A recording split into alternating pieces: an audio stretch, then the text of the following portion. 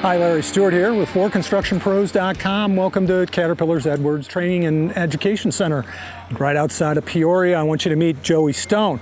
He's the driver of the number 8 car for Caterpillar eNASCAR circuit. Joey, what do you think? You're one of the ghosts in a giant PAC-MAN game. What challenges have they thrown at you today? I'll tell you what, right now, the challenges have been something incredible. You know, operating machinery for the first time ever in my life has been such an incredible challenge, yet alone has been such an incredible experience so far.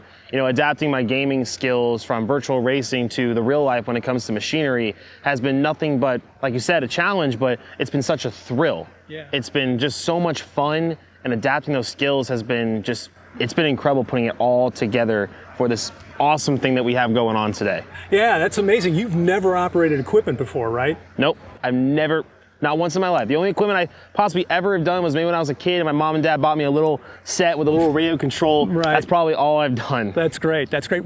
You've spent a lot of time with a game controller in your hand, though. What are these controllers like compared to the game controllers that you use? Yeah, so when I started my career in eNASCAR, you know, I started out on a controller, which was just a normal PlayStation controller. Kind of had the same grip as what we're using today, which I haven't used a controller in about a year and a half. Oh. And as soon as I got back on this thing, it brought me back to those days of a controller. You know, when they described to me how to look at it, I looked at it as a left analog stick and a right analog stick, and just my little buttons right here like a normal controller. So after a few hours and just understanding what to do necessarily, from what others have told me, I've been ripping it around the course like a professional operator. It's just great to adapt those skills, and it just all completes it for just an awesome experience. I see. So you said something there that got my curiosity. So in your eNASCAR experience, there's not a controller involved in it. You're using some other different kind of an interface. Yes. So controller was how it all started out a couple years ago. Okay. But because of some brand new partnerships we've had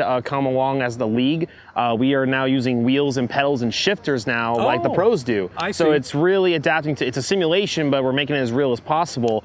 You know, so we don't even use controllers anymore. Wow, so okay. when we brought the controllers back for this today, it just brought me back to those days, and it was like the back of my hand. I just knew what I was doing, and it's been so much fun. Wow, that sounds like a blast. eNASCAR? You have to forgive me. I'm a pretty simple guy. What is eNASCAR? Well, you wouldn't be the first person that's asked me that. So eNASCAR is basically the virtual racing series for NASCAR. You know, you get your real racing every Sunday. You know, you root for Tyler Reddick in the Caterpillar car every single Sunday. Yeah. But I drive the virtual Caterpillar car, which you'll see, you know, kind of like during every midweek, like Wednesdays or so. You know, so what you see on the track in real life on Sunday, we do it virtually. You tune into it. It's all virtual. It looks real, but we're just sitting in our houses on our setups, and we're going to town. You know, the way I see it, we're doing exactly what the pros do, but without any cost of a damage bill or putting ourselves in injury-prone situations. Sure. So point system, it's all there. The whole 9 yards. It's all there. What's the regular season? When does that usually run? So the regular season actually just finished up a while back, but usually the regular season's like about 12 races long, and you get about your 2 to 3 playoff races and then the finale. So it's about 16 races a season. Yeah. How'd you do in the season? Pretty good. I mean, we missed out on getting that elusive first win, but we finished out the season with the most top 5s out of anybody in the series, 8 out of 12, which was great. So we were consistent all season long, contended for wins every week, led laps, qualified really well.